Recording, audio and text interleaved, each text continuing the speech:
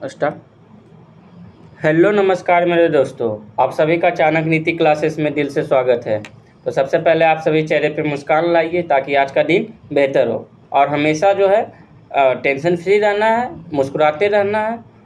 क्योंकि जो है शेष 20 दिन में जो हम लोग चर्चा किए थे कि 20 सेट लगाएंगे, ठीक है। तो 20 सेट में जो हम लोग 2 सेट पहले लगा चुके हैं और आज जो है तीसरा सेट चलेगा, ठीक है। और हम लोग को जो है टेस्ट उपलब्ध कराया जाता है टेलीग्राम चैनल चाणक्य नीति क्लासेस पे, जो कि आप लोग को डेली लगाना है और यह टेस्ट लगाकर कमेंट में बताना है कि कितना नंबर आया, ठीक है। और हम डिस्कशन करा देंगे इसका, जो कि आज सेट 3 का डिस्कशन कराएंगे, ठीक है। और करेंट अफेयर्स 2 बजे अपलोड होता है, वो भी देख लीजिएगा। तो अभी जो है बहुत ज़रूरी है सेट लगाना, ठीक है। तो 20 दिन में हम लोग 20 सेट जो है यहाँ लगाएंगे और बाकी आप खुद पे घर में भी कहीं है और या कहीं से पढ़ रहे हैं तो वहाँ भी सेट लगा सकते हैं, ठीक है। अभी जो है मेहनत 15 से 20 दिन अगर अभी मेहनत कर लेते हैं तो बाद में जो है आपको पछताना नहीं पड़ेगा। अगर अभी जो है सोचेंगे कि छोड़ देते हैं तो फिर बाद में आपको पछताना पड़ेगा। इसलिए जो अभी 15 से 20 दिन मेहनत पूरा कीजिए, ज़्यादा टाइम 5 घंटा सोइए, ज़्यादातर मेहनत कीजिए, ठीक है। फिर जो हमें एग्ज़ाम के बाद सोते रहना है, ठीक है। तो आइए आज की क्लास आगाज़ करने से पहले जय श्री राधे का नाम लेते हैं और आगाज़ करते हैं आज की क्लास। आज का जो है सेट नंबर 3 होगा, ठीक है। इससे पहले हम 2 सेट करा चुके हैं, तो आप लोग वहाँ देख लीजिएगा। और सभी जो है 10th लेवल आधारित है, ठीक है। 10th लेवल आधारित है और ये जो है बिहार पुलिस कांस्टेबल री एग्ज़ाम 2024 होगा, ठीक है। और यह जो है सिलेबस बिहार विद्यालय 10वीं कक्षा एवं समकक्ष स्तर से तैयार किया गया है, ठीक है। इसमें हम लोग कुल 20 सेट जो है 20 सेट लगाएंगे। 20 सेट में हम लोग 2 सेट लगा चुके हैं और आज तीसरा सेट है, ठीक है। इसमें विषय जो है हिंदी होगा, अंग्रेजी होगा, गणित होगा और तर्क शक्ति होगा और सामाजिक विज्ञान और विज्ञान और समान ज्ञान एवं समसामयिक मामले में संबंधित इत्यादि वस्तुनिष्ठ प्रश्न होंगे, ठीक है। जो कि सेम सिलेबस है और ये जो है ये नया सिलेबस के आधारित पे यह सेट बनाया गया है, ठीक है। तो देखिएगा क्वेश्चन नंबर 1, राष्ट्रपति को उसके कार्यकाल की समाप्ति से पूर्व किसके सुझाव पर हटाया जा सकता है। तो राष्ट्रपति एक जो है सर्वोच्च पद है, तो इसलिए जो है उसे हटाने की मतलब जो है कार्यकाल के दौरान ही हटाने की प्रक्रिया कहाँ से शुरू होगी, तो संसद के दोनों सदनों के द्वारा, ठीक है। लोकसभा और राज्यसभा दोनों के द्वारा होगा जो है कार्यकाल की समाप्ति से पूर्व हटाने पर प्रक्रिया होगी, वो भी डायरेक्ट हटाया नहीं जा सकता है, ठीक है। उसमें महाभियोग लगाया जाता है, इसको ध्यान रखना है। तो संसद के दोनों सदन होंगे, एक का आंसर डी होगा, ठीक है। राष्ट्रपति पर जो है महाभियोग जो है संसद में दोनों सदनों में जो है मनोनीत सदस्य भाग ले सकते हैं, ठीक है। और जो है ये जो है महाभियोग संबंधी आरोप संसद के किसी भी सदन में लगाया जा सकता है, लेकिन शर्त सिर्फ इतनी होती है कि ऐसा करने के लिए 14 दिन पूर्व राष्ट्रपति को नोटिस देना होता है, ठीक है। कितना दिन पूर्व? 14 दिन पूर्व जो है आपको राष्ट्रपति को नोटिस देना होगा, ठीक है। क्वेश्चन नंबर 2 देखिएगा, राज्य चुनाव आयुक्त की नियुक्ति कौन करता है। क्वेश्चन ध्यान से पढ़िएगा, राज्य चुनाव आयुक्त की नियुक्ति बोल रहा है, तो राज्य चुनाव आयुक्त की नियुक्ति राज्यपाल करता है, ऑप्शन बी होगा, ठीक है। और ये जो है अनुच्छेद 243 के में जो है राज्य निर्वाचन आयोग से संबंधित है, ठीक है। अनुच्छेद 243 के में राज्य निर्वाचन आयोग से संबंधित है, ठीक है। इसको ध्यान रखना है। बताइएगा निर्वाचन आयोग की स्थापना कब हुई। तो निर्वाचन आयोग की स्थापना 25 जनवरी 1950 को हुई, ठीक है। थोड़ा सा डिस्कशन का जो है हम जो क्वेश्चन बोलेंगे सभी इंपॉर्टेंट क्वेश्चन बोलेंगे और उसको ध्यान से सुनना है, क्योंकि जो है एग्जाम में कहीं से भी क्वेश्चन आ सकता है, ठीक है। ऐसा नहीं कि आप लोग पहले नहीं पढ़े होंगे। जैसे निर्वाचन आयोग है तो निर्वाचन आयोग की चर्चा जो हम हर क्लास में करते हैं, तो इसलिए जो है पहले भी पढ़े होंगे, सिर्फ यहाँ ध्यान से सुनना है, रिवाइज होगा, ठीक है। तो निर्वाचन आयोग की स्थापना 25 जनवरी 1950 की गई थी। बताइएगा राष्ट्रीय मतदाता दिवस कब मनाया जाता है। तो राष्ट्रीय मतदाता दिवस जो है 25 जनवरी को मनाया जाता है, ठीक है। राष्ट्रीय मतदाता दिवस कब मनाया जाता है? 25 जनवरी को। बताइएगा भारत के प्रथम मुख्य चुनाव आयुक्त कौन थे। तो भारत के प्रथम मुख्य चुनाव आयुक्त सुकुमार सेन थे, ठीक है। और वर्तमान में मुख्य चुनाव आयुक्त कौन है? तो राजीव कुमार, इसको भी ध्यान रखना है। तो चुनाव आयुक्त से जितने भी प्रश्न बनेंगे हम सभी को देख लेंगे, ठीक है। और यहीं से रिवाइज होगा, ठीक है। निम्नलिखित में कौन सा मौलिक कर्तव्य के अंतर्गत नहीं आता है। इसमें बोल रहा है मौलिक कर्तव्य के अंतर्गत नहीं आता है। तो मौलिक जो है मौलिक कर्तव्य भाग 4 के को में जोड़ा गया है और ये अनुच्छेद 51 को में रखा गया है, ठीक है। किस समिति के आधार पे? तो स्वर्ण सिंह समिति के आधार पर 42वां संविधान संशोधन 1976 द्वारा 10 मौलिक कर्तव्य जोड़ा गया। ठीक है। वर्तमान में कुल कितने मौलिक कर्तव्य है? तो 11। ठीक है। इसमें जो है राष्ट्रगान का सम्मान करना ये होगा, कर का भुगतान करना, ये जो है कर का भुगतान करना नहीं होगा। ठीक है। और सद्भाव को बढ़ावा देना, हाँ, भाईचारा को बढ़ावा देना, वैज्ञानिक दृष्टि को कौन विकसित करना, ये सभी होगा। कर को भुगतान करना ये नहीं होगा। तो ये बोल रहा है मौलिक कर्तव्य के अंतर्गत नहीं आता है, तो ऑप्शन बी होगा। ठीक है, कर का भुगतान करना। क्वेश्चन नंबर 4 देखिएगा, निम्नलिखित में कौन सा भारत का महान्यायवादी का कर्तव्य है?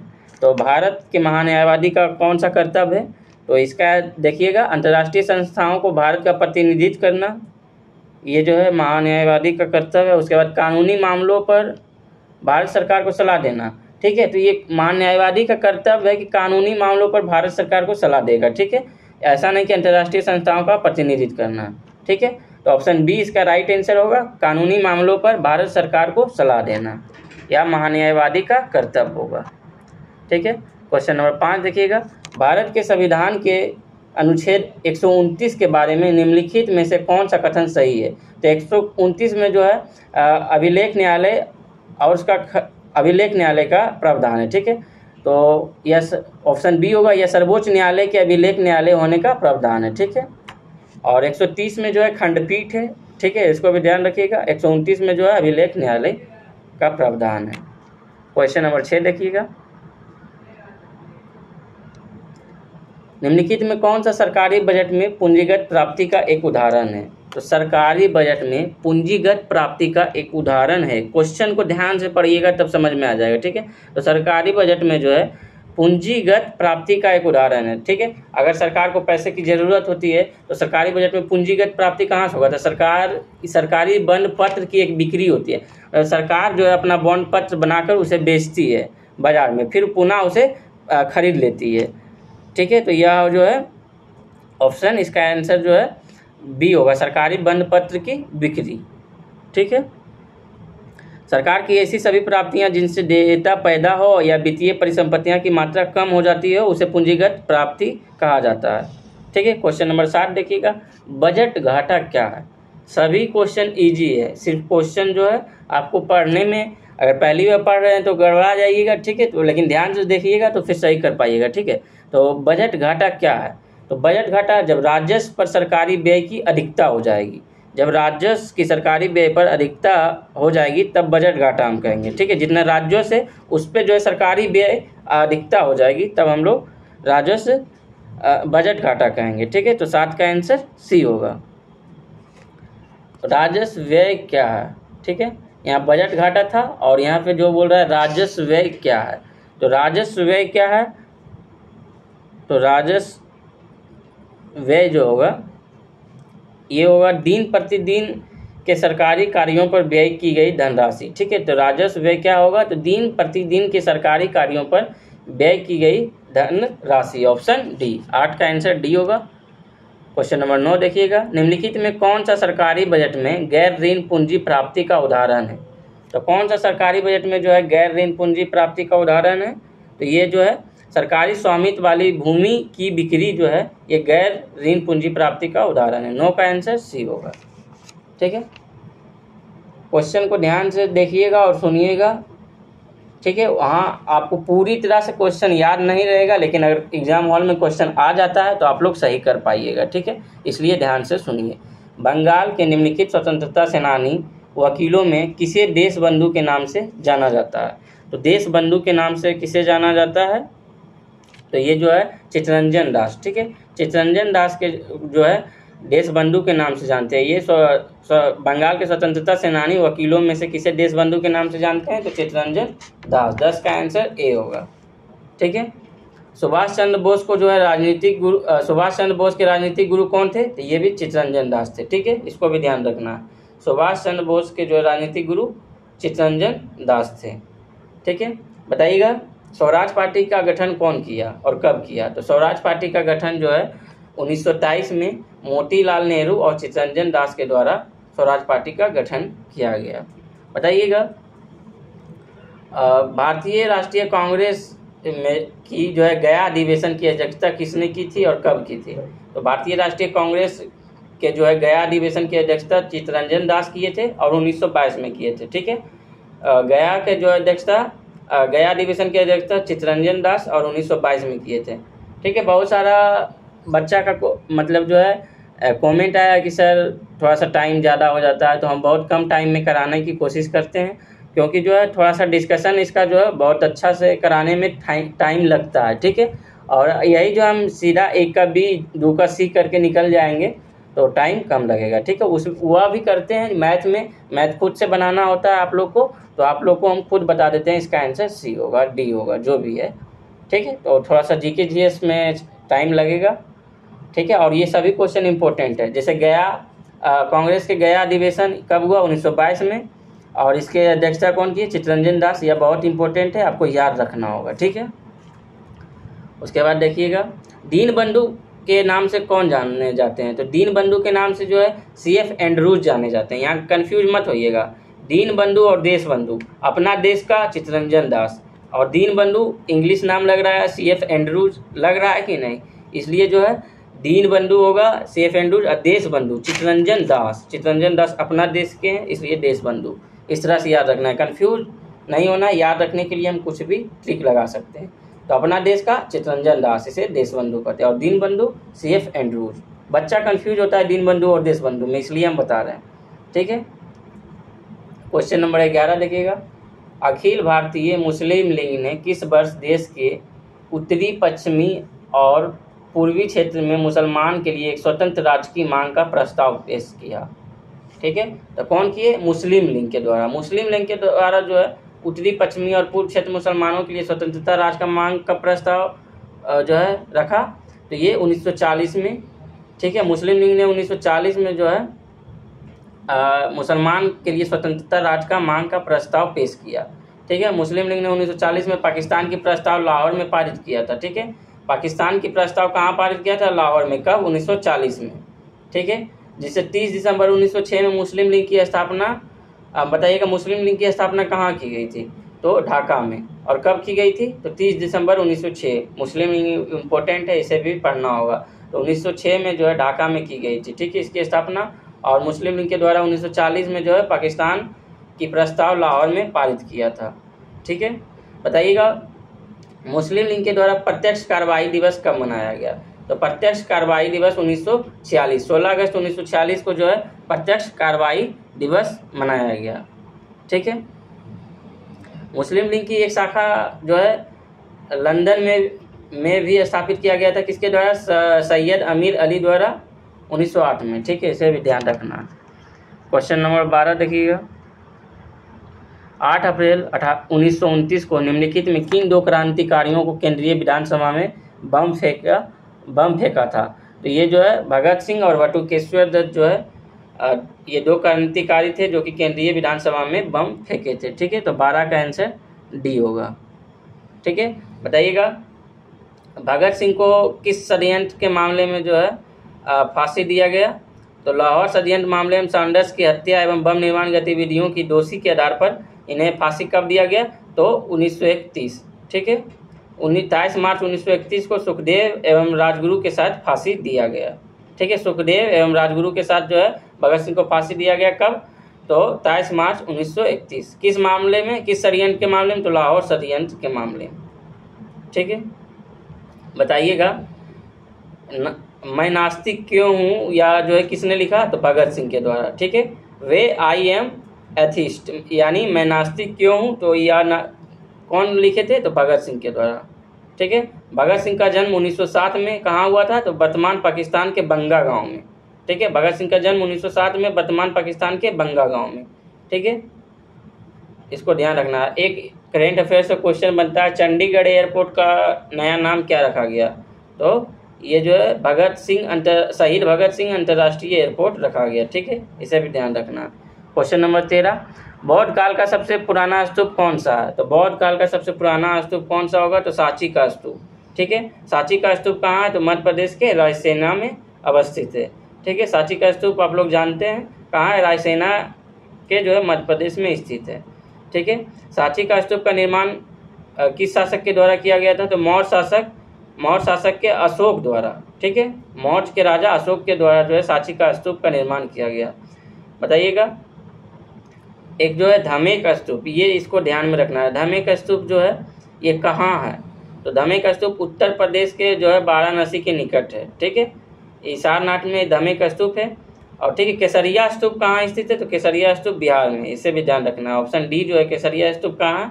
ये बिहार में है, ठीक है। तो केसरिया स्तूप कहाँ है? तो बिहार में, ठीक है। और महाबोधि मंदिर बिहार के कहाँ पे स्थित है? तो बोधगया में, ठीक है, इसे भी ध्यान रखना है। महाबोधि मंदिर ये जो है बिहार में स्थित है। बताइएगा। क्वेश्चन नंबर 14, यहाँ जो है दी गई श्रृंखला में प्रश्न चिन्ह वाट के स्थान पर क्या आना चाहिए? तो ये जो है जैसे 21 से 24 +3 हुआ, 24 से 29 +5 हुआ, 29 से 36, 29 से 36 जो है फिर +7 हुआ, ठीक है। उसके बाद जो है 36 से 47 जो है +11 करेंगे, उसके बाद फिर +13, तो यानी जो है +11 करेंगे तब 60 हो जाएगा, ठीक है।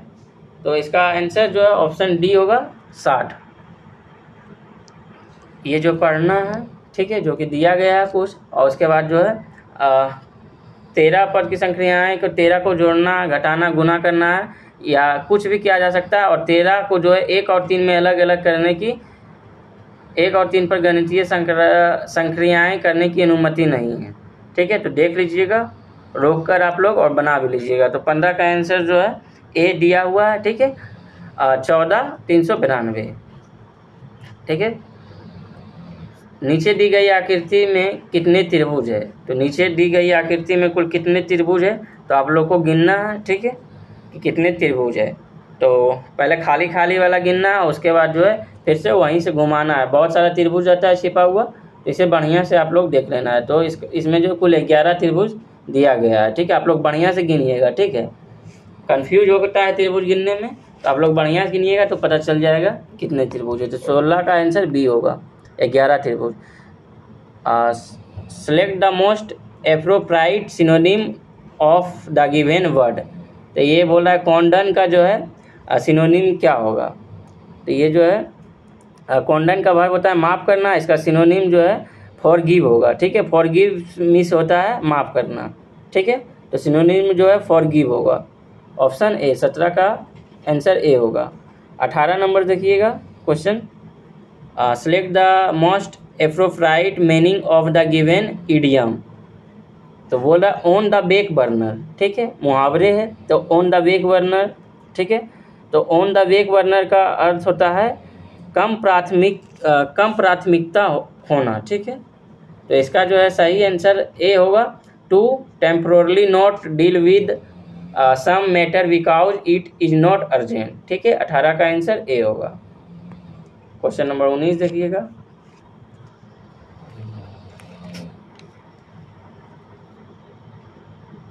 आप लोग 20 सेट लगा लीजिएगा, 20 सेट को ध्यान से देख लीजिएगा, ठीक है। बाकी जो है अभी समझ में नहीं आता है स्टूडेंट को क्या करना है नहीं करना है, तो आप लोग को हड़बड़ाना नहीं है, जो हो रहा है वही करना है, जो आप लोग कर रहे हैं वही करना है, ठीक है। बहुत सारे बच्चे अभी जो है थोड़ा सा टेंशन में चले जाते हैं कि क्या पढ़ लें, हिंदी नहीं पढ़ें, इंग्लिश नहीं पढ़ें। तो जो नहीं पढ़े हैं वो नहीं पढ़ें, जो पढ़े हैं उसे रिवाइज करना है, ठीक है। भूल जाइए जो नहीं पढ़े हैं, और अभी पढ़ने से भी कुछ नहीं होगा, ठीक है। हिंदी इंग्लिश में बच्चा दिमाग लगाने के, हिंदी तो सब कर लेता है, इंग्लिश में बच्चा दिमाग लगाइएगा, क्योंकि हम लोग जो है 10th में जो है कोई वैल्यू ही नहीं इंग्लिश का देता है। इंग्लिश जो है सरकारी वैल्यू नहीं दे रहा है, तो अब बच्चा लोग इसलिए पढ़ने को छोड़ देता है, खाली पास हो जाना है, ठीक है। तो कोई बात नहीं, आप लोग को टेंशन नहीं लेना है, सिर्फ इंग्लिश से जो है हम लोग का रिजल्ट नहीं होगा, बाकी अदर विषय पे ध्यान देना है, अदर सब्जेक्ट पे, वहीं से हमें रिजल्ट होगा, ठीक है। Select the incorrectly spelled word, ठीक है। तो 19 का आंसर जो है मतलब क्या कर रहा है, कौन सा जो है गलत शब्द दिया हुआ है? तो इसमें गवर्नमेंट जो है, गवर्नमेंट होगा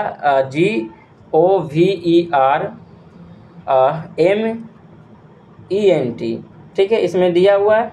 लेकिन ये जो है इसका सही शब्द होगा GOVERMENT, ठीक है। ये जो है गवर्नमेंट में सरकार होता है, यहाँ पे डबल एम लगेगा, ठीक है। तो इसका सही आंसर जो है डी होगा। Select the option that express the given sentence in the indirect speech. ठीक है, तो बोल रहा है the grander said these rose will bloom early. ठीक है, तो इसका सही आंसर जो है डी होगा। डायरेक्ट से इनडायरेक्ट में हमें परिवर्तन करना है। ठीक है, तो दीज की जगह डोज हो जाएगा। ठीक है, और विल प्लस वर्ब वन की जगह जो है वुड प्लस वर्ब वन हो जाएगा। ठीक है, हमें डायरेक्ट से इनडायरेक्ट करना है। तो जहाँ द ग्रैंडर सेड और दीज के जगह जो है हम लोग का डेट यहाँ लगाएंगे, उसके बाद दीज के जगह डोज लगा देंगे, उसके बाद रोज विल के जगह वुड प्लस वर्ब वन लगाएंगे। जैसे यहाँ विल प्लस वर्ब वन है, उसी तरह हम लोग वुड बिलोंग द ईयरली। तो the grander said date does rose would belong yearly, option D होगा। ठीक है, select the most appropriate antonym of the given word.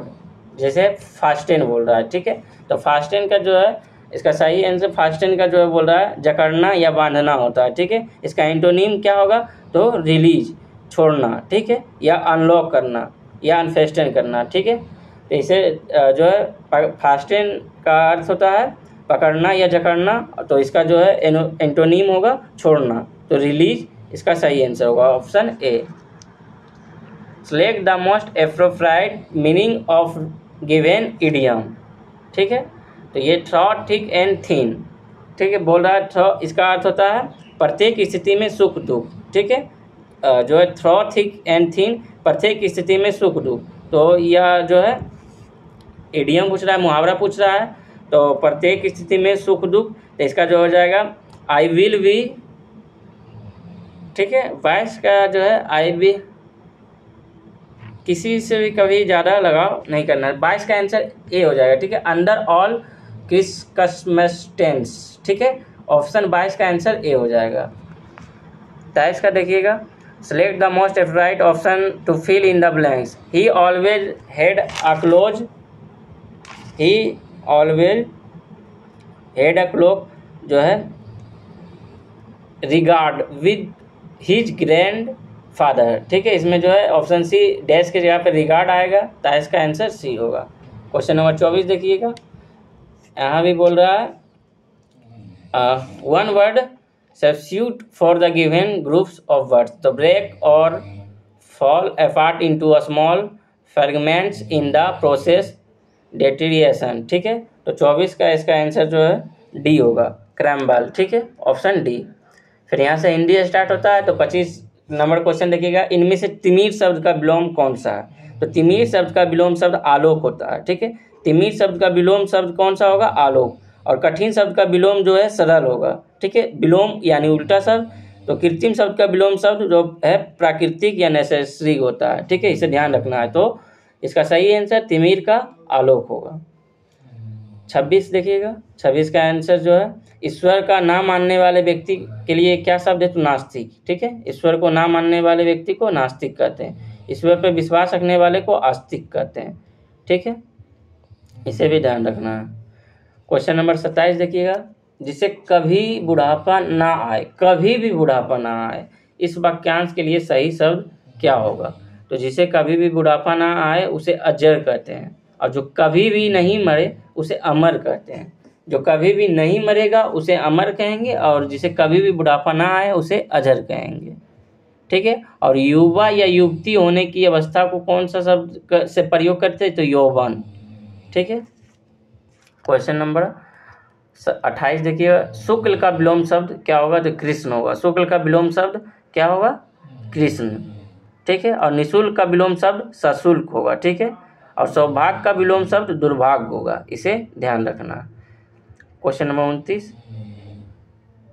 आह वेदना मिली विदाई या उक्ति किसकी रचनाकार है। तो ये जयशंकर प्रसाद की है। ठीक है, उसके बाद देखिएगा, नेत्रहीन शब्द में कौन सा समास है। तो नेत्रहीन शब्द में कौन सा समास होगा, ये जो है तत्पुरुष समास होगा। ठीक है, इसमें जो है कर्ता और कारक संबोधन को छोड़कर शेष सभी कारकों में विभक्तियां लगाकर इस समास को विग्रह करता है। ठीक है, तो नेत्रहीन जो है ऑप्शन बी तत्पुरुष समास होगा। इनमें त्रुटिपूर्ण वाक्य है। ठीक है, तो इनमें से कौन सा त्रुटिपूर्ण वाक्य है, तो ये जो है इनमें प्रयुक्त शुद्ध जो गाय है त्रुटिपूर्ण है। ठीक है, शुद्ध गाय जो है ये त्रुटिपूर्ण वाक्य है, ठीक है।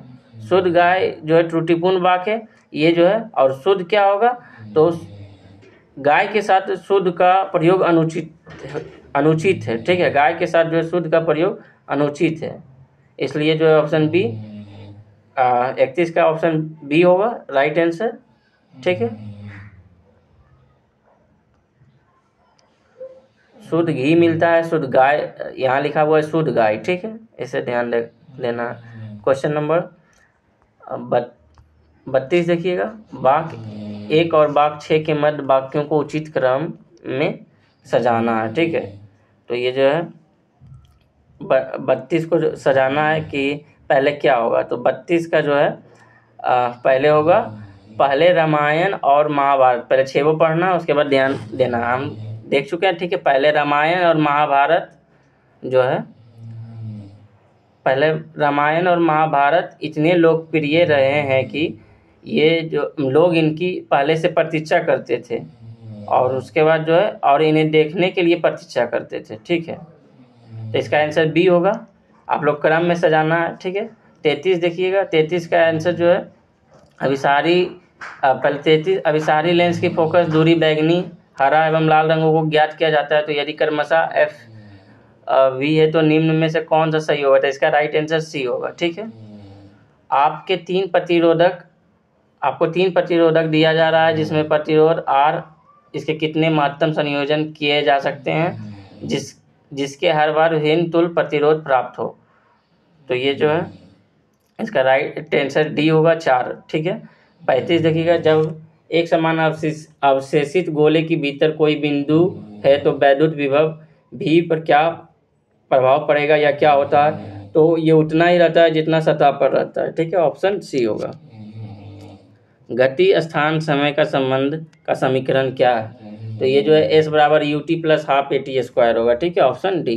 क्वेश्चन नंबर 37 देखिएगा, विद्युत हीटर तार किस प्रकार के पदार्थ का बना होनी चाहिए, तो ये उच्च विशिष्ट प्रतिरोध तथा उच्च गलनांक वाले ये उस पदार्थ की बनी होनी चाहिए, ठीक है, ऑप्शन ए होगा। 38 में देखिएगा कौन सा कथन सही है, तो 38 में जो है कौन सा कथन सही है, तो गुरुत्वीय त्वरण ऊंचाई बढ़ने पर बढ़ता है, ये गुरुत्वीय त्वरण जो ऊंचाई बढ़ने पर बढ़ता है ये सही नहीं होगा। गुरुत्वीय त्वरण गहराई बढ़ने पर बढ़ता है ये भी नहीं। गुरुत्वीय त्वरण अक्षांश बढ़ने के साथ बढ़ता है, जितना अक्षांश बढ़ेगा उतना बढ़ेगा गुरुत्वीय त्वरण भी, ठीक है। तो 38 का आंसर राइट आंसर सी होगा।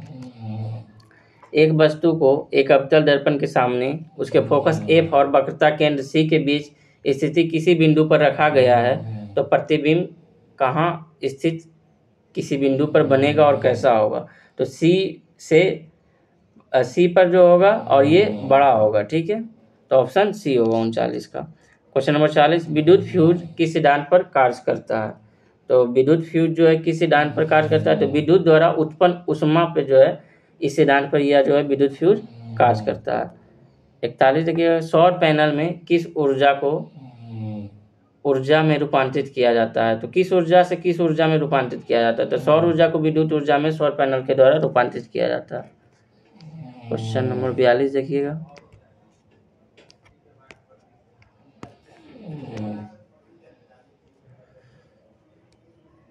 निम्नलिखित में किस वर्ष पानीपत की तीसरी लड़ाई की गई थी, तो 1761 में जो है पानीपत की तीसरी लड़ाई हुई थी, और दूसरा पहला जो है 1526 में, इसे भी ध्यान रखना है, ठीक है। तो निम्नलिखित में किस वर्ष पानीपत की तीसरी लड़ाई की गई थी, तो 1761 में, ठीक है। और ये स्मॉल डेट के साथ पूछ लेगा तो 14 जनवरी 1761, इसे भी ध्यान रखना है, ठीक है। और ये जो है किनके बीच, अहमद शाह अब्दाली तथा मराठा के बीच हुई थी, ठीक है, जिसमें मराठा का जो है पराजय हुआ और अहमद शाह अब्दाली की जीत हुई, ठीक है। और बताइएगा पानीपत का द्वितीय युद्ध कब हुआ, तो 5 नवंबर 1556 को किसके बीच, अकबर और हेमचंद विक्रमादित्य को जो है हराया था, ठीक है। उसके बाद देखिएगा 43 नंबर क्वेश्चन, महात्मा गांधी द्वारा भारत छोड़ो आंदोलन का प्रारंभ किस वर्ष हुआ, तो 1942 में, सभी लोग जानते हैं। महात्मा गांधी जी के द्वारा जो है भारत छोड़ो आंदोलन कब प्रारंभ हुआ, तो ये जो है 1942 में, ठीक है। 44 नंबर क्वेश्चन देखिएगा, निम्नलिखित में किस स्टेडियम में ODI क्रिकेट विश्व कप 2011 का फाइनल मैच खेला गया था? तो वानखेड़े स्टेडियम में जो है ये ODI का जो है मैच खेला गया था, जिसमें भारत वर्ल्ड कप जीता भी था श्रीलंका को हराकर 6 विकेट से। वानखेड़े स्टेडियम कहाँ है? तो मुंबई में, ठीक है। उसके बाद क्वेश्चन 45 देखिएगा, शराबबंदी लागू करने वाला पहला भारतीय राज्य कौन सा है? तो गुजरात, ठीक है। शराबबंदी लागू करने वाला पहला भारतीय राज्य गुजरात होगा। किस अधिनियम के द्वारा अंग्रेजों ने घोषणा की भारत में अधिकारियों की नियुक्ति की राष्ट्रीयता और रंग के आधार पर भेदभाव नहीं होगा? तो 1833 का चार्टर अधिनियम, ठीक है। Option B. भारत के संसद के दोनों सदनों का चुनाव कौन कराता है? तो भारत के संसद के दोनों सदनों का चुनाव कौन कराएगा? तो ये जो है निर्वाचन आयोग के द्वारा कराया जाएगा, ठीक है। निर्वाचन आयोग की चर्चा हम कर चुके हैं। राज्यसभा में निम्न राज्यों की सीट की उचित अवरोही क्रम चुनें, ठीक है। तो राज्यसभा का सबसे ज़्यादा किसका है? उत्तर प्रदेश, उसके बाद महाराष्ट्र, उसके बाद तमिलनाडु, उसके बाद बिहार, ठीक है। तो 48 का आंसर सी होगा, ठीक है। क्वेश्चन नंबर 49 देखिएगा, भारतीय संविधान में संशोधन किसके या किनके द्वारा प्रारंभ किया जा सकता है? तो संशोधन जो है किनके या किनके द्वारा प्रारंभ किया जा सकता है? तो ये जो है एक दोनों लोकसभा और राज्यसभा दोनों में जो है भारतीय संविधान के लिए संशोधन का प्रस्ताव प्रारंभ किया जा सकता है, ठीक है। ऑप्शन डी देखिएगा। नेक्स्ट क्वेश्चन 50, वन जीवन संरक्षण संशोधन अधिनियम 2022 एवं वन जीवों और वनस्पतियों की लुप्त प्राय प्रजातियों के अंतर्राष्ट्रीय व्यापार पर कन्वेंशन को लागू करने का प्रयास, निम्नलिखित में कौन सा कथन सही होगा? तो इसका जो है राइट आंसर 50 का राइट आंसर जो है डी होगा, ठीक है। 1, 3 और 4 पढ़ के आप लोग मिला लीजिएगा, ठीक है।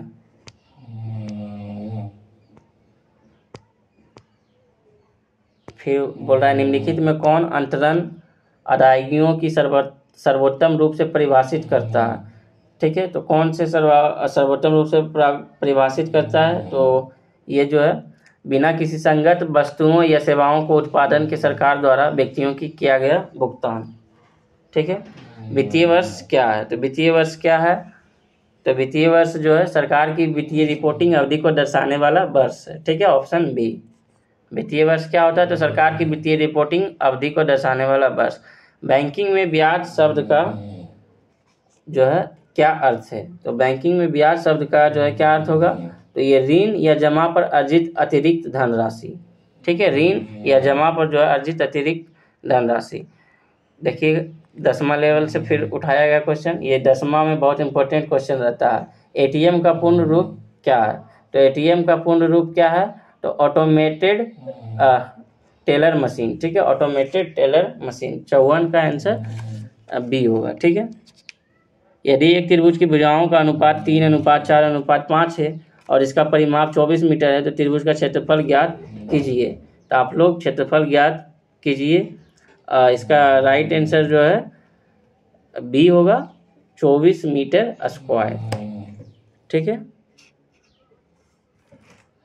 उसके बाद क्वेश्चन नंबर 56, एक नाव धारा की अनुकूल 65 किलोमीटर की दूरी 5 घंटे में तय करती है, तो जबकि धारा की प्रतिकूल समान दूरी 13 घंटे में तय करती है, तो स्थिर जल में नाव की चाल क्या होगा? तो ये जो है 9 किलोमीटर प्रति घंटा होगा। Right answer B. 3 संख्याएं 5:2:7 के अनुपात उनके वर्गों का योग 3822 है, तो सबसे बड़ी संख्या क्या है? तो सबसे बड़ी संख्या जो है 49 है, ठीक है, 49। ऑप्शन राइट आंसर डी, ठीक है। मान निकालना है तो किसके मान के बराबर होगा? तो इसका जो है डी आंसर होगा 1, ठीक है। इसका मान 1 होगा। देखिएगा यदि कोस थीटा 1.7/22 है तो कोट स्क्वायर थीटा का मान ज्ञात कीजिए। तो इसका राइट आंसर जो है सी होगा, 357/484, ठीक है। इसका भी मान निकालना है किसके मान के बराबर होगा? तो ये जो है 2 × x + 4 × x - 4 होगा। राइट आंसर ए होगा, ठीक है। इसके बीच दूरी ज्ञात कीजिए, बिंदु ए और बिंदु बी के बीच दूरी ज्ञात कीजिए। तो इसका जो है राइट आंसर बी होगा 5। ठीक है, आप लोग को रोक रोक कर निकालना है। समांतर श्रेणी का तीसरा और 9वां पद क्रमशः -8 और 10 है, तो 16वां पद क्या होगा? ठीक है, तो 16वां पद जो है 31 होगा। क्वेश्चन नंबर 63 देखिए, मोनोमर जो है क्रेफोलेक्टम किस बहुलक को प्राप्त करने के लिए बहुलीकरण किया जाता है? तो 63 का जो है आंसर बी होगा, नाइलॉन 6 के लिए जो है यह प्राप्त किया जाता है। निम्न में से कौन सा उभयधर्मी है? तो कौन सा उभयधर्मी है? तो ये जो है SnO2 या एक उभयधर्मी है। ठीक है, यह आवर्त में तत्वों के ऑक्साइड की प्रकृति को क्रम से धीरे धीरे परवल और क्षारीय से परवल अम्लीय हो जाती है। ठीक है, फिर देखिएगा नेक्स्ट 65, एल्काइन का समान सूत्र क्या है? तो एल्काइन का समान सूत्र जो है CnH2n-2 है। ठीक है, ये जो है राइट आंसर सी होगा, ये एल्काइन का समान सूत्र है। और एल्केन का समान सूत्र जो है CnH2n+2 होगा। ठीक है, एल्केन, उसके बाद एल्काइन में जो है -2 और एल्केन में जो है +2। ठीक है, इसे ध्यान रखना। निम्न में से जो है अभिक्रिया, निम्न में से अभिक्रिया में क्या होता है? तो अभिक्रिया कराकर क्या होगा? तो ये जो है सल्फर के ऑक्सीकरण एवं अपचयन दोनों होगा। इसका राइट आंसर डी होगा। ठीक है, C4H6 का आणविक सूत्र वाले यौगिक में कौन सा बंधन होते हैं? तो C4H6 में जो आणविक वाले में कौन बंधन होते हैं? तो एक त्रिबंध और 2 द्विबंध होते हैं। निम्नलिखित में कौन सा बेकिंग सोडा का उपयोग नहीं है? उपयोग, बेकिंग सोडा का उपयोग नहीं बोल रहा है। ठीक है, तो इसका जो है पेयजल की कीटाणु मुक्त बनाना, ये उपयोग नहीं होगा। ठीक है, ऑप्शन डी इसका राइट आंसर। देखिएगा, निम्नलिखित को सम्मिलित कीजिए। तो निम्नलिखित को सम्मिलित कीजिए, तो एक का जो है कार्बोक्सिलिक अम्ल होगा। ठीक है, एक का आंसर सी, उसके बाद जो है एक का आंसर सी और दो का आंसर जो है बी होगा, कीटोन होगा। ठीक है, और 3 का आंसर एस्टर होगा। तो इसको मिलान कर लीजिएगा, 69 का ऑप्शन राइट आंसर डी है। ठीक है, और डोबे राइनर ने 3 तत्वों को किस प्रकार एक ट्रिक में व्यवस्थित किया है? तो ये जो है उनके परमाणु द्रव्यमानों को बढ़ते क्रम में व्यवस्थित किया है। Option D. 71, जीवित प्राणियों में निषेचन के दौरान नर और मादा गैमेट का संलयन कोशिका बनाने के लिए जिसे क्या कहा जाता है? ठीक है, तो इसे क्या कहा जाता है नर और मादा को? तो इसे जो है युग्मनज कहा जाता है। ठीक है, जीवित प्राणियों में निषेचन के दौरान नर और मादा गैमेट को संलयन एक कोशिका बनाने के लिए होता है, जिसे क्या कहा जाता है? तो युग्मनज। ठीक है, क्वेश्चन नंबर 72 देखिएगा, निम्नलिखित में किस स्थान पर मानसून के मौसम के दौरान सबसे कम वर्षा होती है? तो सबसे कम वर्षा आप लोग सभी जानते हैं लेह में होती है, लेह लद्दाख में सबसे कम वर्षा होती है। ठीक है, इसे ध्यान रखना। उसके बाद देखिए 73, कौन सी झील खारे पानी का झील है? तो चिल्का झील, ये खारे पानी का झील है। चिल्का झील कहाँ है? तो उड़ीसा राज्य में स्थित है। ठीक है, और दुनिया की सबसे बड़ी मीठे पानी का झील कौन सा होगा? तो सुपेरियर झील, जो कि कहाँ स्थित है? तो अमेरिका में। ठीक है, और विश्व की सबसे ऊंची झील पूछे तो टिटिकाका झील, जो कि पेरू बोलिविया की सीमा पर स्थित है। ठीक है, उसके बाद अगला क्वेश्चन देखिएगा, क्वेश्चन नंबर 74,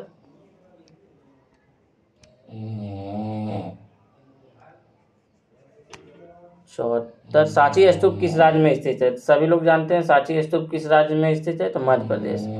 ठीक है, भारत में महोगनी, रोजवुड और सिनकोना पेड़ किस प्रकार के वनों में पाए जाते हैं? तो ये जो है उष्णकटिबंधीय सदाबहार वनों में जो है ये पेड़ पाए जाते हैं। ठीक है, क्योंकि यह वन जो है सालों भर हरे भरे लगते हैं, इसलिए जो है यहाँ ज़्यादा पानी और ज़्यादा जो है धूप की आवश्यकता होती है, तो उष्णकटिबंधीय। मुंबई से गोवा के बीच भारत के पश्चिमी तट के विस्तार को क्या कहते हैं? तो कोंकण तट कहते हैं। ठीक है, उसके बाद देखिएगा, उत्तर दक्षिणी गलियारा जो स्वर्णिम चतुर्भुज महाराजमार्ग का एक हिस्सा है, वह भारत के निम्नलिखित किन 2 शहरों को जोड़ता है? तो श्रीनगर से कन्याकुमारी। ऑस्कर पुरस्कार 2023 विजेता नाटू नाटू के संगीत निर्देशक कौन होंगे?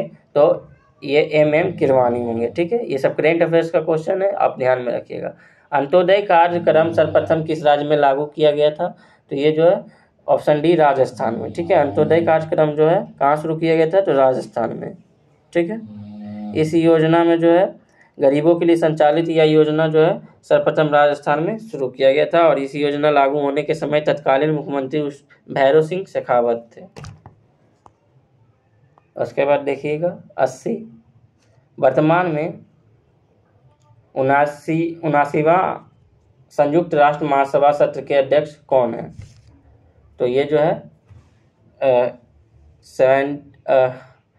79 संयुक्त राष्ट्र महासभा सत्र के अध्यक्ष कौन होगा? तो ये जो है फिलोमेन यांग होंगे। ठीक है, और 78वां जो है संयुक्त राष्ट्र महासभा सत्र के अध्यक्ष कौन थे? तो ये जो है 78वां होंगे डेनिस फ्रांसीसी, और ये जो है 79वां फिलोमेन यांग। ठीक है, उसके बाद देखिएगा क्वेश्चन नंबर 81, दुनिया की सबसे ऊंची चोटी माउंट एवरेस्ट को सर्वाधिक बार फतेह करने का रिकॉर्ड किसने बनाया है? तो कामी रीता शेरपा। ये दुनिया की सबसे ऊंची चोटी माउंट एवरेस्ट को सर्वाधिक बार फतेह करने का रिकॉर्ड बनाया है। ठीक है, मई 2024 में नेपाल की कामी रीता ने 29 बार माउंट एवरेस्ट पर चढ़कर अपना विश्व रिकॉर्ड बनाया। तो कितने बार? हाईएस्ट 29 बार चढ़कर जो है रिकॉर्ड बनाया। ठीक है, ये कहाँ के हैं? नेपाल के हैं। ठीक है, क्वेश्चन नंबर 82 देखिएगा, IUCN के पर्यवेक्षण में नीलगिरी तहर सर्वेक्षण कहाँ प्रारंभ हुई है? तो ये तमिलनाडु में प्रारंभ हुई है। ठीक है, उसके बाद देखिएगा 83, वार्षिक वित्तीय साक्षरता सप्ताह अभियान हाल ही में निम्नलिखित में किसके द्वारा आयोजित किया गया है? तो ये जो है RBI के द्वारा आयोजित किया गया है। हाल ही में 16वें वित्त आयोग किसकी अध्यक्षता में गठित होगा? तो अरविंद पनगड़िया की अध्यक्षता में गठित होगा। ठीक है, 84 का आंसर ए। ठीक है, ए, यदि एक समबाहु त्रिभुज की भुजा 24 सेंटीमीटर है तो उसका क्षेत्रफल क्या होगा? तो 144√3 सेंटीमीटर स्क्वायर। ठीक है, 85 का आंसर डी। एक आयत का परिमाप एक वर्ग की परिमाप के बराबर है, तो यदि आयत की लंबाई 10 सेंटीमीटर है, चौड़ाई 8 सेंटीमीटर है, तो वर्ग का क्षेत्रफल क्या होगा? तो ये 81 सेंटीमीटर स्क्वायर होगा, ऑप्शन सी। एक द्विघात समीकरण बनाइए जिनके मूल का योग 4 और गुणनफल 5 हो, तो इसका राइट आंसर क्या होगा? तो 87 का सी। आप लोग मैथ को बनाइएगा, ठीक है, क्योंकि हम यहाँ बता नहीं सकते हैं। ठीक है, तो कैसे आप लोग जो खुद से बनाइएगा रोक कर, हम सिर्फ आंसर बता रहे हैं। ठीक है, तो 87 का आंसर सी होगा। उसके बाद 4 अंकी का सबसे बड़ी और सबसे छोटी संख्या के बीच का अंतर ज्ञात करें जो 36 और 48 से पूर्णतः विभाज्य हो जाए। ठीक है, तो 88 का आंसर भी सी होगा। ठीक है, आप लोग रोक रोक कर बनाइएगा। ठीक है, और रीजनिंग आया है तो रीजनिंग इजी है। जो आपको एक गोलाकार वृत्त पाना और अंदर की ओर मुंह समकक्ष करना है। ठीक है, और इस पे जो जैसे जैसे बोलेगा वैसे वैसे आप बैठाते जाइएगा। ठीक है, तो 89 का आंसर जो है सी होगा, अबीर। ठीक है, और पैटर्न को पूरा करने वाली आकृति को पहचानिए। तो ये जो है बहुत इजी है आकृति को पहचानना, और बहुत इजी आकृति भी दिया हुआ है, तो इसका राइट आंसर सी होगा। ठीक है, उसके बाद क्वेश्चन नंबर 91 देखिएगा, यदि प्लस और माइनस को आपस में बदल दिया जाए तथा गुना और भाग को आपस में बदल दिया जाए तो समीकरण के स्थान पर क्या होगा? तो इसको बदल कर मान बैठा लेना है। इसका राइट आंसर 108 होगा। ठीक है, इसका भी आंसर सी।